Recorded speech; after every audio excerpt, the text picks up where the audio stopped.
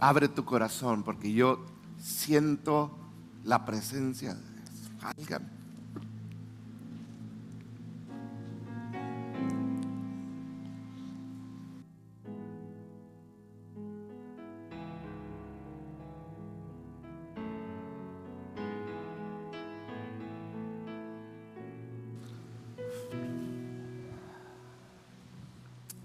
Gracias, Señor.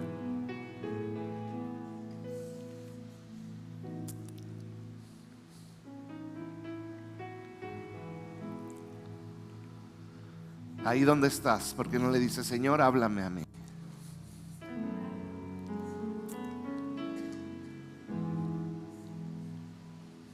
Háblame.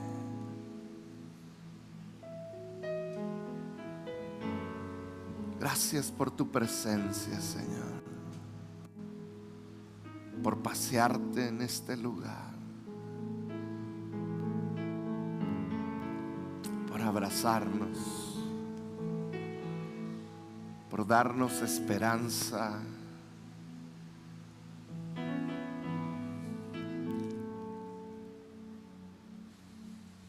Háblanos, Señor.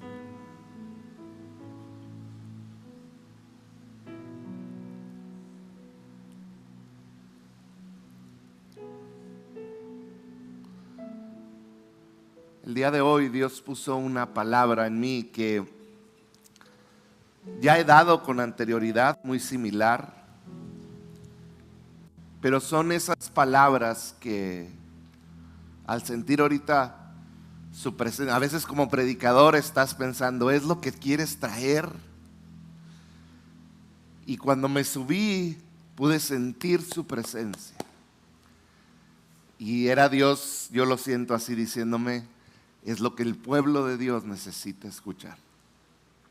Entonces yo te voy a pedir que abras hoy tu corazón, porque Dios tiene una palabra para ti. Yo no sé cuántos recuerdan, pónganme la primera foto. Yo no sé cuántos recuerdan a este personaje, que son de mi generación. Yo recuerdo que yo llegaba, ¿saben quién es? ¿Quién es? Lo conocen en todo el mundo como el Chavo del Ocho, a él y al Chapulín Colorado, ¿verdad? Pero este personaje es muy especial porque de alguna manera cuando sale el Chavo del Ocho hace un clic generacional. Hace un clic con la realidad que vivimos en México, que vivimos en Latinoamérica. De alguna manera ese personaje representa a nuestra sociedad. Representa nuestra cultura, representa una manera de pensar y más que nada representa una manera de cómo nos vemos a nosotros mismos. ¿Quién era el Chavo del Ocho? El Chavo del Ocho, el personaje, era un niño eterno. Era un niño que, véanlo, está viejito, ya está grande. Y seguía siendo el Chavo del Ocho. Era un niño eterno, pero tenía una característica. Ese niño no tenía papá. Era huérfano. No nada más no tenía papá, era muy pobre, sino que aparte era inocente y era muy menospreciado. Era un niño que traía sus ropas rasgadas, sucio, y siempre tenía hambre. Era un niño que buscaba sentirse amado por las personas, buscaba que le expresaran amor, buscaba sentirse más que nada parte de una familia. Y quizá otra de las cosas que más buscaba era una torta de jamón también. Ese era el Chavo del Ocho. Era un niño que no sabía su valor, cuánto valía él, que creció en medio de una vecindad, la vecindad del Chavo. Creció en medio de esta vecindad con familias, con personas, con otros niños, con adultos. pero él vivía solo y en un bote. El Chavo del Ocho estaba solo, no tenía familia, no tenía hogar, vivía en un bote. Ese bote representaba todo para él, lo era todo. Era el lugar donde él se iba a dormir, era el lugar que cuando había inclemencias del tiempo, llovía o caía otra cosa del cielo, él se metía en su bote. Ese bote era donde él corría cuando estaba triste y se metía en ese bote. Cuando lloraba y pi, ¿se acuerdan? Llegaba corriendo a su bote y se metía en el bote y se metía llorando. Ese bote era el lugar donde iba cuando apagaban todas las luces y él tenía hambre y no había de comer. Se metía en su bote. En ese bote era donde él se sentía solo, abandonado. Ese bote representaba mucho para él. Si somos honestos, pareciera que muchos de nosotros también tenemos un bote. Un bote al que corremos cuando las cosas nos salen mal. Un bote al que corremos cuando tenemos problemas. Un bote al que corremos cuando fracasamos. Un bote al que corremos cuando pecamos. Un bote al que corremos cuando la gente nos rechaza. Y nos metemos a ese bote.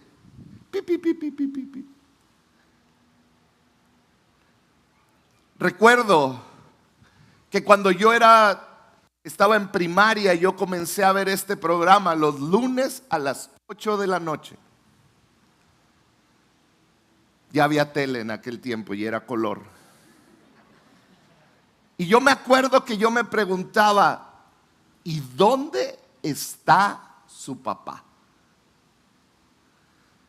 ¿Cómo es posible que un niño viva en este lugar tan solo cuando apagaban todas las luces? Y yo me acuerdo que me quedaba con esta sensación de tristeza. ¿Por qué nadie lo cuida? ¿Por qué nadie lo ayuda? ¿Qué es lo que está pasando? Terminaba el Chavo del Ocho y me acuerdo que yo tenía una tristeza por ver este personaje, este niño, viviendo en una vecindad, pero sin ser padre, sin ser parte de una vecindad. Viendo otros papás, pero él no teniendo un papá, sin una mamá. La semana pasada hablábamos de los padres. Y les presenté estadísticas de cómo Satanás está destruyendo. Me topé un video que subí a algunos grupos de la iglesia, que en las siguientes semanas voy a estar poniendo parte aquí, de cómo una institución de gobierno que habla en contra de la discriminación mandó una carta antes del Día del Padre pidiendo una iniciativa de ley que eliminaba el Día del Padre porque era discriminatorio para los que tenían otro género. Satanás está queriendo destruir esta imagen del Padre, y hay algo que como cristianos tenemos que entender y tener bien claro, es que tú y yo sí tenemos un Padre y tenemos que entender quién es nuestro Padre celestial. Puede ser que no hayas tenido un papá aquí en tierra, pero todos tenemos un Padre, todos aquellos que hemos creído en Cristo. Quizá tu historia es que creciste sin un padre o creciste con un padre ausente. Y todo este sentimiento crea en ti un sutil sentimiento de abandono, de soledad y de rechazo.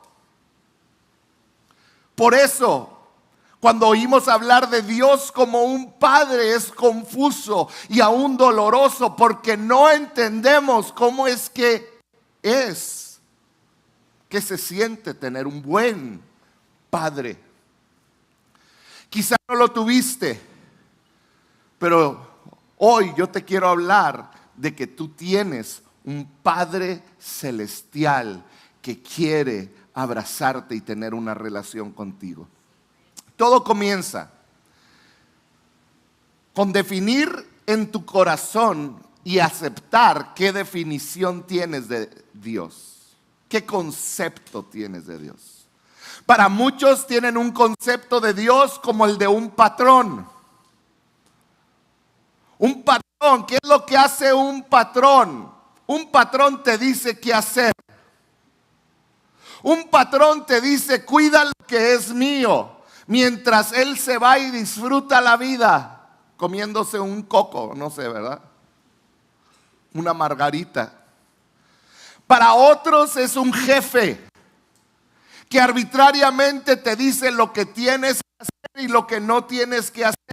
Cosas que tienes que cumplir aunque no las quieras. Para otros quizá Dios es un juez, ese juez que está desde el cielo, nada más señalándote cuando te equivocas. Está diciéndote estás mal, te equivocaste en esto. Para otros es este policía que está con su macana esperando que te equivoques para darte tu bachón, para ponerte una multa, para decirte hiciste mal y apuntarte con el dedo. Para otros, Dios es esta fuerza impersonal que está en todos lados. Y es tan romántico pensar en esto, es esta fuerza, es la naturaleza, es lo que está. ¿Qué concepto tienes de Dios? ¿Cómo ves a Dios en tu vida? Quizás si lees el Antiguo Testamento vas a leer y vas a decir, no, pues Dios es un Dios duro, es un juez implacable, que se equivocaban y los castigaba, sanguinario.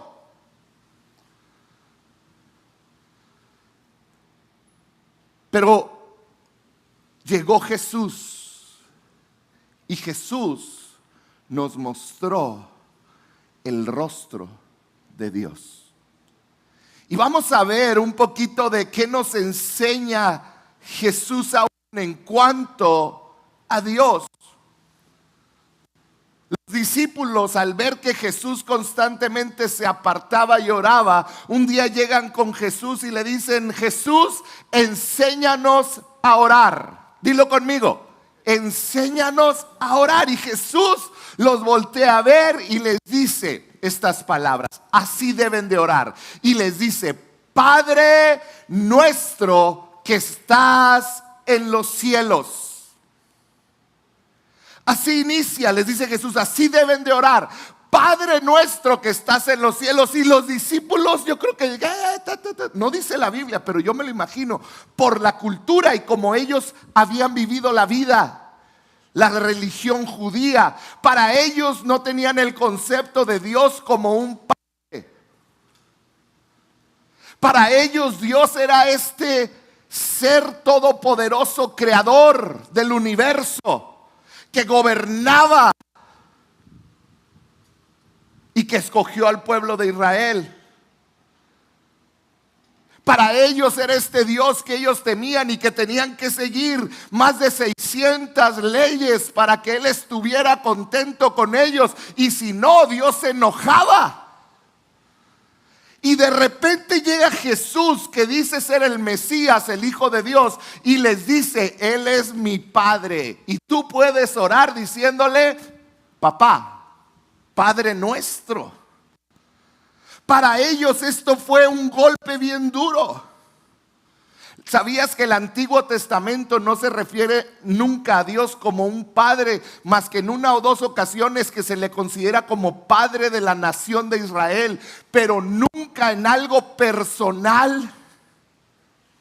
Y ahí está Jesús diciendo, ustedes deben de orar a Dios como un padre, como un hijo que se acerca a su padre. Por eso los religiosos de la época odiaban a Jesús. Fíjate lo que dice Juan 6:38. Jesús, hablando del Padre, dice: no bajé del cielo para hacer lo que yo quiera. Fíjate bien esto. Jesús estaba diciendo: yo soy el Hijo de Dios, Él es mi Padre, pero yo quiero que entiendan mi función aquí. Dice: yo no vine aquí, yo no vine del cielo a esta tierra, sino para obedecer a Dios, mi Padre, pues Él fue quien me envió. Luego Juan 15, 9 y 10 dice así: así como el Padre me ha amado a mí, yo los he amado a ustedes, permanezcan en mi amor. Si obedecen mis mandamientos, permanecerán en mi amor, así como yo obedecí los mandamientos ¿de quién? De mi Padre, y permanezco en su amor. En pocas palabras, Jesús entendía quién era su Padre y obedecía a Dios, y esto le ayudó a vivir la vida llena de propósito y cumplir su propósito en esta tierra. Jesús vino para demostrarnos el camino al Padre. Al Padre. Lo más importante en esta vida es que entiendas que Dios es tu Padre. Gracias al sacrificio de Cristo, al venir a esta tierra, Él vino y reconcilió a la humanidad por medio de su sangre con el Padre. Y ahora tú y yo podemos decir: tenemos un Padre amoroso que está en el cielo, y Él es mi papá. La realidad de Dios como Padre cambió el curso de la humanidad. Y yo te quiero decir una cosa: el que tú vivas una vida plena, alegre, correcta en esta tierra, depende de tu entendimiento de que Dios es tu papá. Porque hay muchos cristianos que no entienden y se sienten huérfanos, se sienten abandonados, y cuando alguien les hace algo, se enojan. Muchos dejan a Dios, se enojan con Dios. Pero debemos de entender, cuando tú y yo logramos abrazar que Dios es nuestro Padre, vas a entender: yo puedo hablar con mi papá. Y tú dices: bueno, te platico una historia, la he platicado muchas veces antes. Cuando yo era líder de jóvenes de una célula aquí por la calle Ajonjolí, aquí cerquita, yo iba con un grupo de muchachos y había uno que le llamábamos el 7 pisos. Yo le decía el 7 pisos porque medía como 2 metros. Era un jovencito, delgadito, grandotote, güero, de ojos verdes.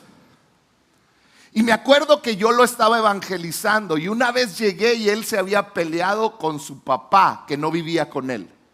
Y estaba bien enojado, y luego yo voy con él y digo: hey, calma, tranquilo. Y me dice: no, es que a nadie le importo, y me empieza a decir. Y me acuerdo que lo veo y lo agarro así de los hombros y le digo: hey, yo quiero decirte que yo te aprecio muchísimo, y si en algo te sirve, yo quiero ser como un papá para ti. Qué bonito, ¿verdad? Yo dije: ahorita va a caer llorando. Sí. ¿Sabes qué hizo? Me aventó con los puños y me empezó a gritar. Estaba todo escupido yo. Me empezó a decir: si tú me dices que tú eres como mi papá, entonces te odio y quiero matarte, no te quiero volver a ver en mi vida. Y me empieza a decir, y yo: espérame, no, perdóname, no. Porque él tenía un concepto equivocado de papá. Para que tú puedas vivir una vida feliz en esta tierra, tienes que entender quién es tu Padre. Tienes que entender que tú eres su hijo si has aceptado a Cristo en tu corazón. Cuando mis hijos. ¿Sabes qué fue lo primero que hizo Mariana cuando nació hace 19 años? Adivinen qué fue lo primero que hizo. Llorar. ¿Cuántos tuvieron hijos y lo primero que hicieron fue llorar? ¿Por qué lloran? Porque están buscando los brazos de afirmación de mamá, de papá.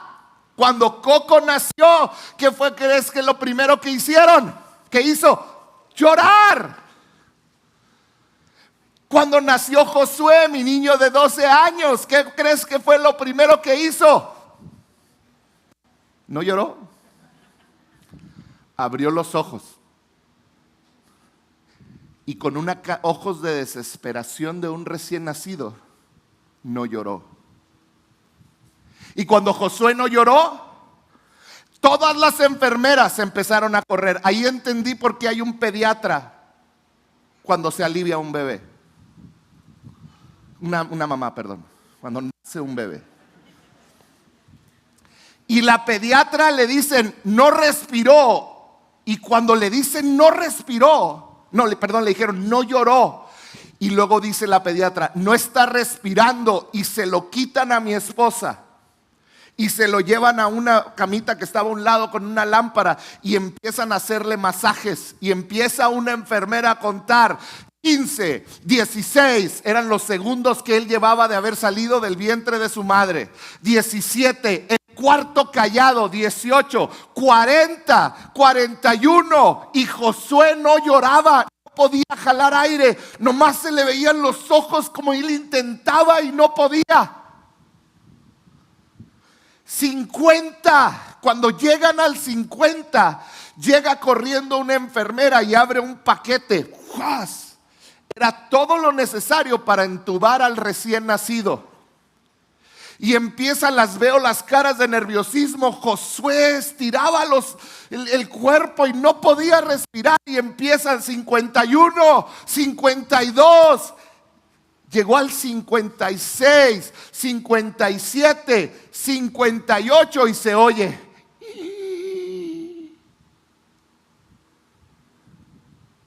Y un llanto. Y dice la pediatra, ya respiró. Y le siguieron dando masajes, le dan una calificación cuando nace, me lo reprobaron, se lo llevaron. Pero cuando un hijo no llora, algo está mal. Cuando un niño, cuando se pega, no llora y corre a papá, algo está mal. Hay una mala relación. Hay algo que salió incorrecto. Cuando un cristiano que se sabe hijo de un padre amado fracasa, recibe un golpe emocional duro, recibe una mala noticia y no llora con papá, hay algo que está desconectado y que en el hijo no está entendiendo el amor del padre. Porque un hijo, ¿sabes por qué dicen que lloran los niños? Porque dicen que cuando salen de la placenta y de mamá, es una de las experiencias más traumáticas que puede tener un ser humano, porque cambian totalmente donde viven, los sentidos se despiertan, todo es diferente y el bebé lo que hace es clamar por ayuda. ¡Ah! Y es algo que Dios creó para que sus pulmones se expandan. Un cristiano que pasa por situaciones difíciles y no entiende que puede llegar con papá y decirle: papá, me traicionaron, me dijeron que estoy enfermo, me desahuciaron, estoy triste. Un cristiano que se encierra, ¿sabes qué es lo terrible de la depresión? Que te encierra en un cuarto, te encierra en una cama y no te deja clamarle a nadie por ayuda. Es un clamor interno, pero que no llega a ningún lado. que resuena en el interior, pero solo en el interior y no llega a ningún otro lado.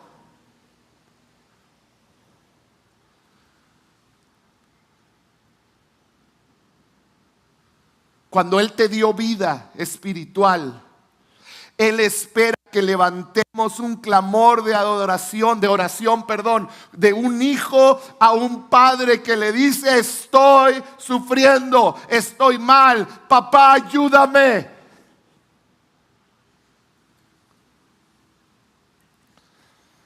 Después que Josué lloró, se volvió muy llorón. Y me gusta que llore, porque recuerdo cuando no lloraba. No siempre me gusta, pero... ¿Y sabes qué hicimos después de que recibimos ya a Josué? Nos lo dieron reprobado. Nos lo llevamos a casa y ahí estaban sus hermanos. Y le dijimos: aquí está su hermanito. Y me acuerdo que ellos lo abrazaban y lo veían, y Coco lo destapa, le quita el gorro y lo dice: ¡ah, caray! Yo creí que tenía el pelo naranja, porque él lo soñó con el pelo naranja y resultó que no era naranja el cabello. Pero lo introducimos a la familia. Después de que lloró, después de que habló, tu padre te introduce a una familia espiritual. ¿Y sabes por qué Satanás quiere destruir la imagen del padre y la imagen de la familia? Porque él sabe que si destruye la imagen de papá, vamos a hablar en lo terrenal. En el mes de agosto voy a empezar una serie que vamos a hablar de todo lo que está sucediendo en el internet y con ideología de género y todas estas cosas. Pero si Satanás puede destruir la imagen de un padre, la imagen de la familia, la imagen de mamá, ya ganó. Cuando yo tomé a mi hijo en mis manos, después de que lloró, después de que mamá lo cargó, lo alimentó, papá lo sintió cerca, lo presentamos a la familia y lo hicimos parte de la familia. Satanás ha querido alejarte de Dios y haciéndote creer que Él no es tu padre, que no te escucha, y te ha querido alejar de la familia, donde va a haber problemas, porque adivina que mis hijos se pelean. Y de repente uno molesta al otro, y de repente hay uno que le roba los dulces al otro. Porque mi familia, al igual que la tuya, no es perfecta, ni la iglesia. Pero después de eso lo metimos a la familia, porque eso es lo que corresponde. Mi pregunta es: ¿cómo es el Dios en el que crees? Primera de Juan 5:1. Dice así: todo el que cree que Jesús es el Cristo ha llegado a ser un hijo de Dios. Todo el que cree en Jesús, el Padre lo adopta como hijo. Es lo que está diciendo.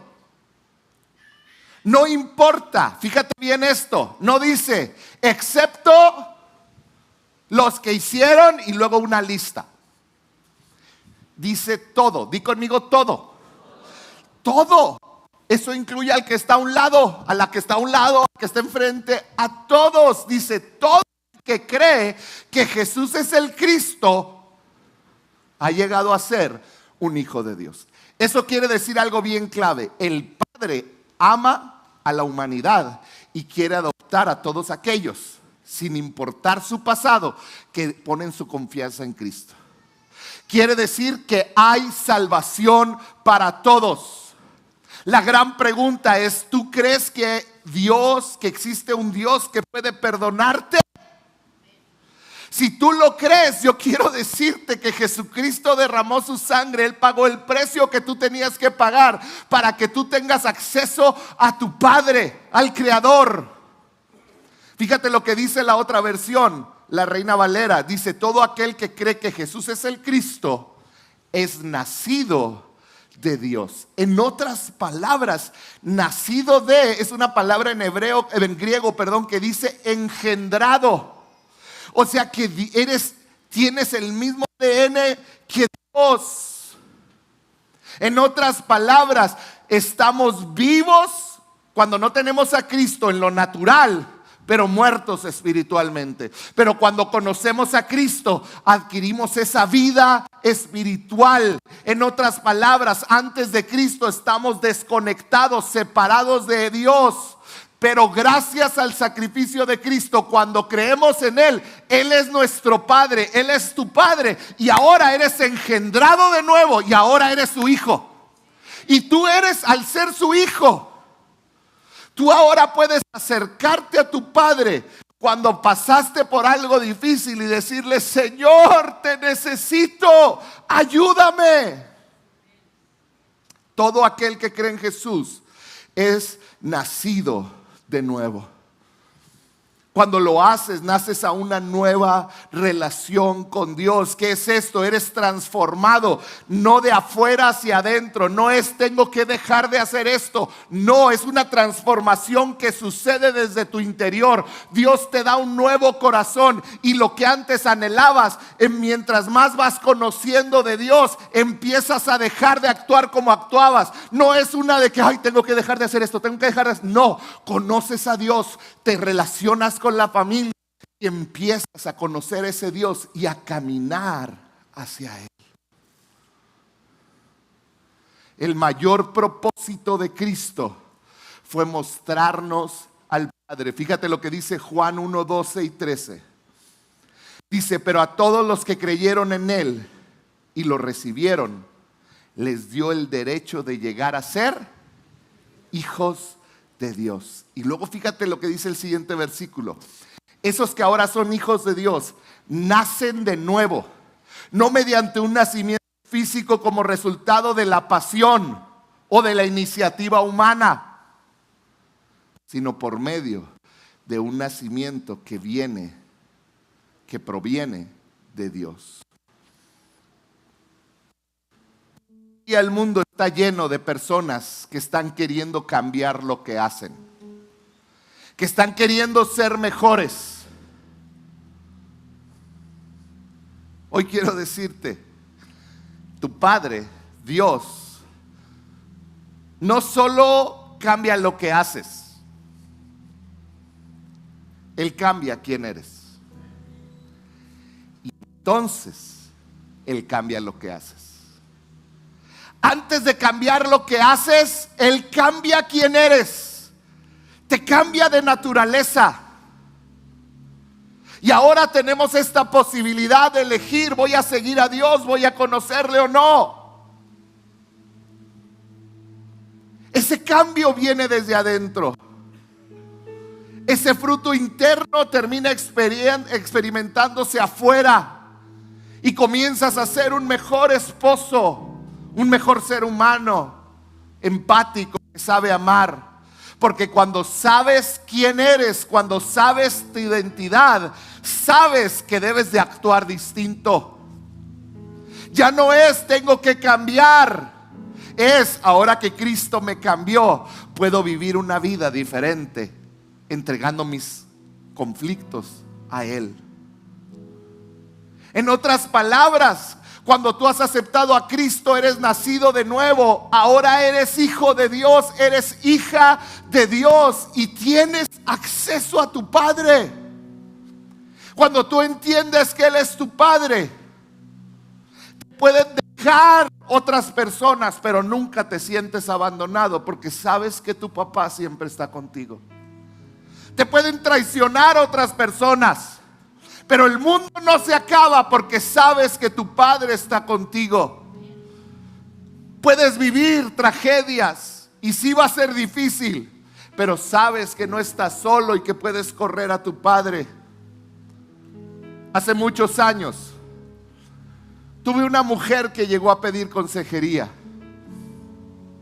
Ella se sentía, estaba jovencita y había tenido un pasado muy duro, muy triste.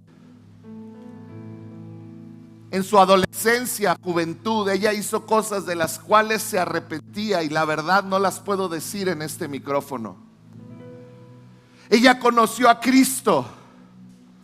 Ella conoció a Cristo y en una ocasión estábamos mi esposa y yo ministrándola, y yo le hice una pregunta. Le dije, ¿por qué si ya conociste a Cristo, si Él es tu Padre, por qué sigues saliendo con los mismos tipos de hombres nocivos, tóxicos? ¿Por qué sigues involucrándote en las mismas relaciones? ¿Por qué sigues con hombres violentos, abusivos, irresponsables, crueles, egoístas? Y su respuesta me golpeó el corazón.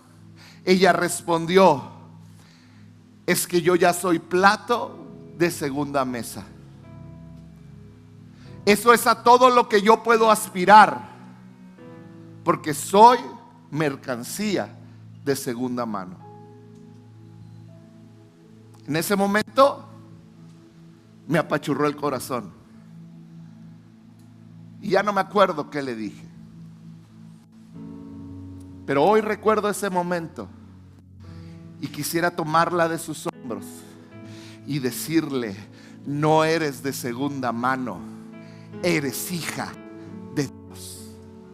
Eres hija de Dios. Él te está cambiando desde adentro, y lo que has hecho en el pasado no tiene poder y dominio sobre ti, porque eres hija de Dios, del creador del universo. Tú tienes un papá que cuida de ti y te defiende. Tú no estás abandonada. Y sabes, Dios te ve a ti, y no solo ve a una hija, un hijo.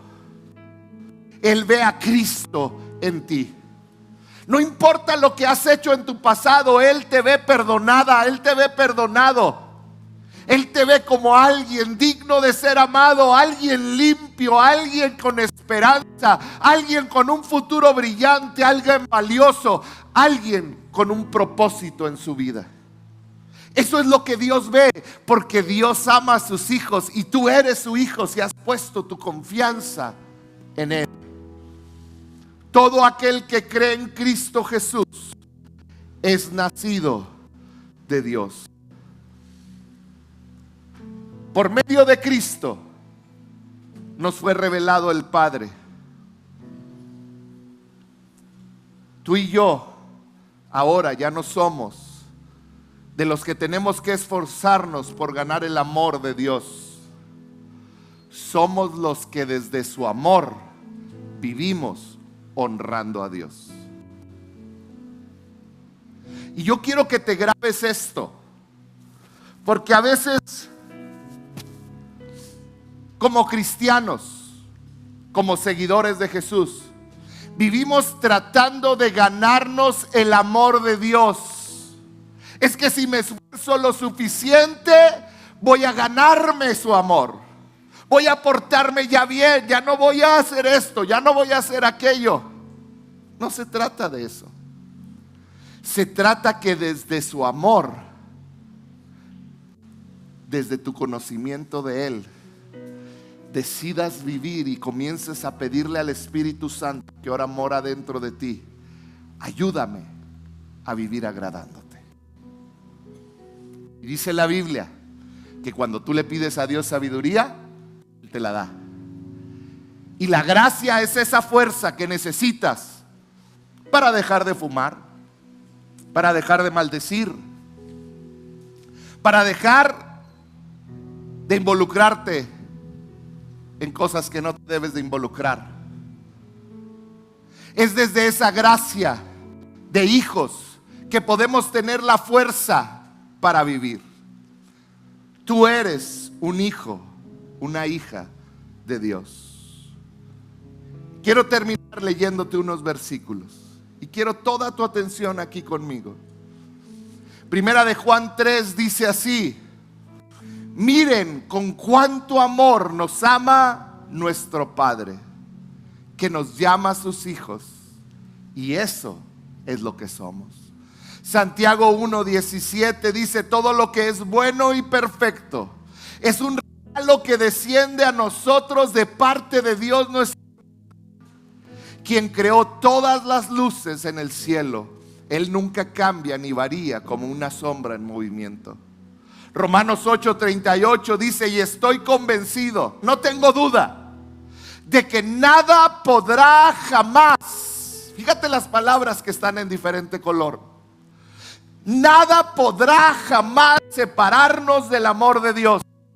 Ni la muerte, ni la vida, ni ángeles, ni demonios, ni nuestros temores de hoy, ni nuestras preocupaciones de mañana, ni siquiera los poderes del infierno pueden separarnos del amor de Dios. Ningún poder en las alturas ni en las profundidades. De hecho, nada en toda la creación podrá jamás separarnos del amor de nuestro Padre Dios, que está revelado en Cristo Jesús, nuestro Señor. Tú eres una hija, un hijo de Dios. Y hoy quiero decirte que no hay nada que Él no haría por ti. La revelación más importante que te puedes llevar en la vida es conocer que tú eres una hija, un hijo de Dios, y que el creador de todo es tu Padre. Es el reconocer que su amor te persigue donde quiera que vas. Que su amor no te pone condiciones. Que si tú le has entregado tu vida, Él va a estar contigo. Que tú vas a tomar decisiones en este caminar para conocerlo más o alejarte de Él. Pero Él te ama porque su amor es perfecto. Él es un Padre perfecto. Y ese Padre perfecto hoy te trajo hasta aquí porque está persiguiéndote. En otras palabras, Dios te trajo aquí para decirte que Él te ama. Él te ha buscado. Hoy sus lazos de amor te están atrayendo hacia Él. Y Él quiere tener una relación contigo. Él quiere que seas su hija, su hijo, que lo entiendas y que vivas de esa manera. Hoy sus brazos están abiertos, esperando a sus hijos. ¿Vas a llorar a Él? ¿O vas a seguir batallando para expresarte con Él? ¿Por qué no cierras un momento tus ojos? Espíritu Santo,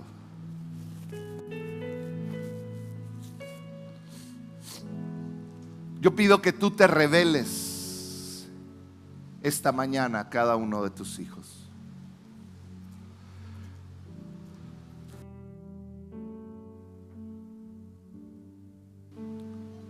Que ellos puedan verte como un padre. Señor, si ellos no han tenido esa revelación, yo pido que el día de hoy tú abras sus mentes, sus corazones, y que hoy puedan conocerte como un Padre amoroso. Que ellos son hijos, son hijas tuyas. Que el pecado no tiene más dominio sobre de ellos. Que ellos están a un paso de la libertad.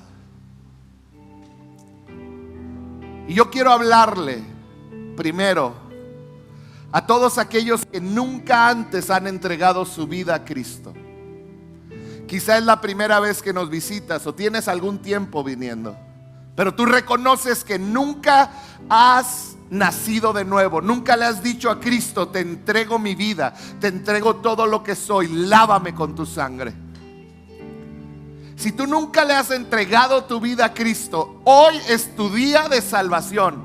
El Señor Dios, tu Padre, preparó todo para encontrarse contigo hoy.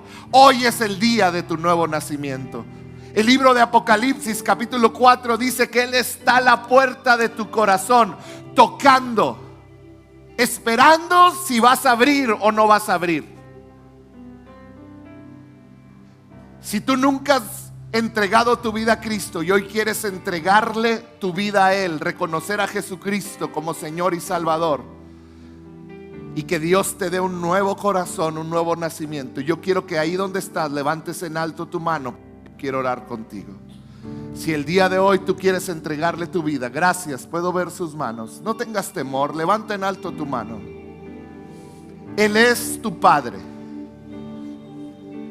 Y si tú tienes tu mano levantada, te voy a pedir que repitas esta oración con todo tu corazón. No son palabras mágicas. Yo quiero que las tomes como unas palabras que nacen desde tu corazón, porque es lo que hemos hablado. Y le voy a pedir a toda la congregación que nos ayude a orar con las personas que tienen su mano en alto. Dile así: Señor Jesús. Dile fuerte: Señor Jesús, hoy te reconozco como el Señor de mi vida. Te entrego todo lo que soy. Te doy mi vida. Perdona mis errores. Perdona mis equivocaciones. Perdona mis palabras que te han lastimado a ti y han lastimado a otros. Perdona mi pecado, porque hoy entiendo que ha lastimado tu corazón. Hoy creo en Cristo. Creo que su sangre me limpia de todo pecado. Y ahora tú eres mi papá.